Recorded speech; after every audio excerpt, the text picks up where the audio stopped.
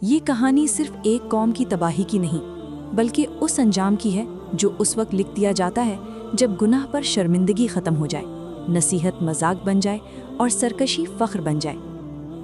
یہ واقعہ اس دور کا ہے جب دنیا میں اللہ کے نبی ایک ایک کر کے انسانوں کو سیدھا راستہ دکھانے کے لیے بھیجے جا رہے تھے۔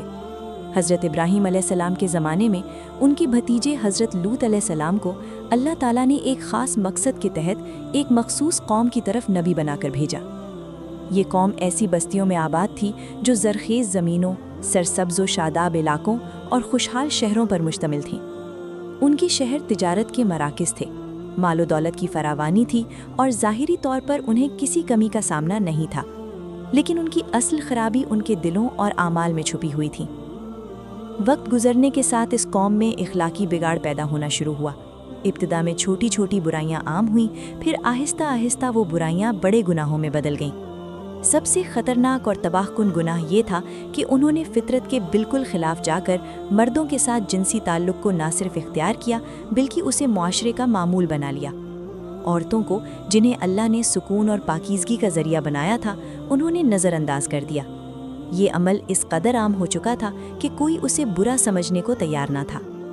یہ قوم صرف اسی ایک گناہ تک محدود نہ رہی، وہ راستوں میں بیٹھ کر مسافروں کو تنگ کرتے، انہیں ذلیل کرتے اور لوٹتے۔ ان کی محفلیں بے حیائی سے بھری ہوتیں، وہاں نیکی کا ذکر اجنبی اور گناہ پر ہنسی مذاق عام تھا۔ جو شخص ان کے کاموں پر اعتراض کرتا وہ اسے پسماندہ، دکیاندوسی اور عقل سے خالی قرار دیتے۔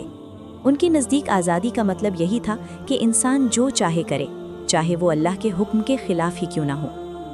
ایسے ماحول میں حضرت لوط علیہ السلام نے نبوت کی ذمہ داری سنبھالی۔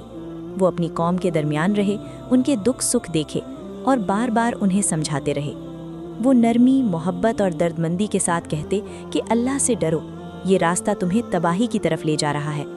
وہ یاد دلاتے کہ تم ایسا فعل کر رہے ہو جو تم سے پہلے کسی قوم نے نہیں کیا۔ وہ انہیں پاکیزگی، حیا اور جائز نکاح کی طرف بلاتے اور کہتے کہ اللہ کی زمین وسیع ہے، اس کی نافرمانی چھوڑ دو۔ لیکن قوم کا دل سخت ہو چکا تھا، نصیحت ان پر اثر نہ کرتی۔ وہ حضرت لوط کا مذاق اڑاتے، ان پر آوازیں کستے اور کہتے کہ یہ شخص ہمیں پاکیزگی سکھانے آیا ہے۔ کچھ لوگ کہتے کہ اگر لوط واقعی اللہ کے نبی ہیں تو ہم پر عذاب کیوں نہیں آتا؟ ان کا تکبر اس حد تک بڑھ گیا تھا کہ وہ عذاب کو چیلنج کرنے لگے۔ انہوں نے کھلے عام کہا کہ لوط اور ان کے ماننے والوں کو شہر سے نکال دو، کیونکہ یہ لوگ ہمیں ہمارے طریقے پر چلنے نہیں دیتے۔ جب اللہ تعالیٰ نے دیکھا کہ یہ قوم حد سے گزر چکی ہے، توبہ اور اصلاح کا دروازہ خود بند کر چکی ہے، تو عذاب کا فیصلہ فرما دیا گیا۔ مگر اللہ کا انصاف یہ ہے کہ عذاب سے پہلے حق پوری طرح واضح کر دیا جاتا ہے۔ اسی لیے چند فرشتے انسانی شکل میں حضرت ابراہیم علیہ السلام کے پاس آئے۔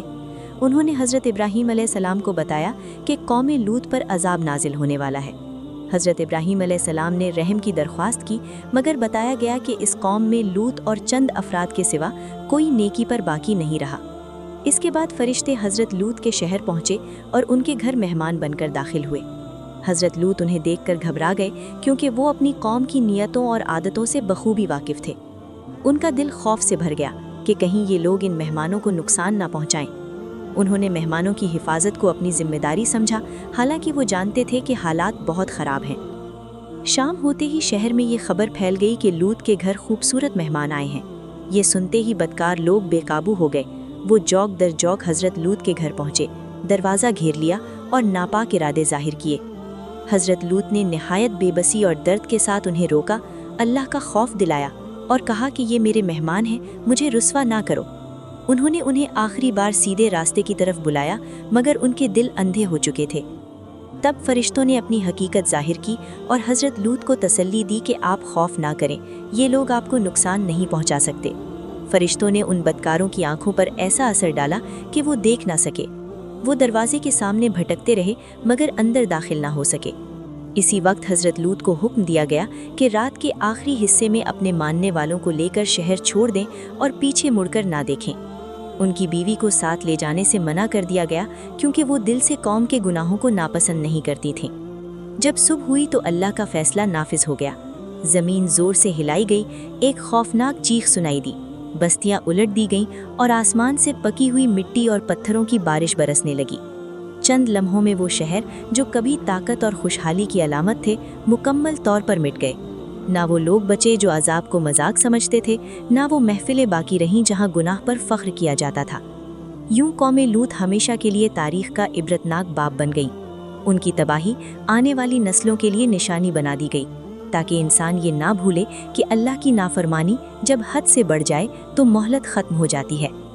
جب کوئی قوم گناہ کو معمول، نصیحت کو مذاق اور سرکشی کو آزادی سمجھ لے تو وہ خود اپنے ہاتھوں سے اپنا انجام لکھ دیتی ہے، اور اللہ کا عذاب خاموشی سے آ کر سب کچھ ختم کر دیتا ہے۔